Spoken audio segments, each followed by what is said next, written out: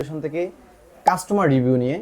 So আমার এই ভাই আমার থেকে একটা ল্যাপটপ নিয়েছিল। সো ল্যাপটপটা কি প্রবলেমের কারণে কি কারণে আসছে আমার এখান থেকে, আর কি কি ফ্যাসিলিটিস পাইছে আমার থেকে, মূলত সেটা হচ্ছে সরাসরি আমি কাস্টমারের কাছে চলে যাই।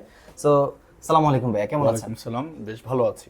সো ভাইয়া, আপনি মূলত আমার থেকে কিভাবে আমার এখানে আসছেন, আর এছাড়াও আপনি কি প্রবলেম নিয়ে মূলত আমার এখানে আসা হয়েছে? আচ্ছা, আমি রাজশাহী থেকে এসেছি, নব্য বিশ্ববিদ্যালয়ের ছাত্র, সুতরাং ল্যাপটপ আমার কাছে একটা ম্যান্ডেটরি জিনিস। তো প্রথমে ভাইয়ার ভিডিও দেখি, অ্যান্ড ভাই ইজ ইয়াং, আর আমি ইয়াংকে বিলিভ করি। তো সে সময় আমি অনলাইনে একটা ল্যাপটপ কিনি। প্রথমে ঠিক ছিল, পরে চার্জিংয়ে একটু ইস্যুস হয়, ভাইয়াকে বললাম, অ্যান্ড ভাইয়ের কাছে আসলাম। খুব ভালো একটা রিসেল প্রাইস পেলাম ভাইয়ের কাছ থেকে, এবং সর্বশেষ এইচপির অফিসিয়াল একটা ল্যাপটপ বাংলাদেশে যেটা ঢুকে মাত্র 4 মাস ব্যবহৃত, সেটা নিলাম।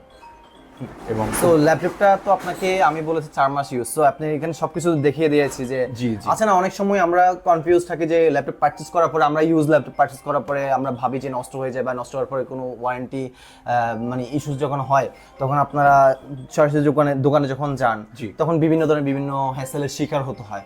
তো আপনি কি এরকম কোনো কিছু পড়লে কি আপনি পড়েছেন কিনা? না, এখন পর্যন্ত পড়িনি, এবং আজকে যে সম্পর্কে সক্ষতা হলো, আগামীতেও পড়ার সম্ভাবনা ভীষণ কম। জি, ইনশাআল্লাহ। সো আমাদের কাস্টমার জন্য যারা এরকম চিন্তা ভাবনায় আছে, যেরকম এরকম কনফিউশন লেভেল আছে, তাদের জন্য কিছু বলতে পারেন? নিঃসন্দেহে বিশ্বস্ত একটা জায়গা ঢাকা শহরে। আর আমি অনলাইন থেকে পারচেস করে এখন পর্যন্ত যথেষ্ট ভালো সার্ভিস পাচ্ছি। অন্য কোথাও হয়তো পাওয়া যাবে, আমার জানা নেই। তো সেক্ষেত্রে আপনারা বিশ্বাস করতেই পারেন গ্যালাক্সি আইটি পার্ক অ্যান্ড সলিউশনকে। Thank you.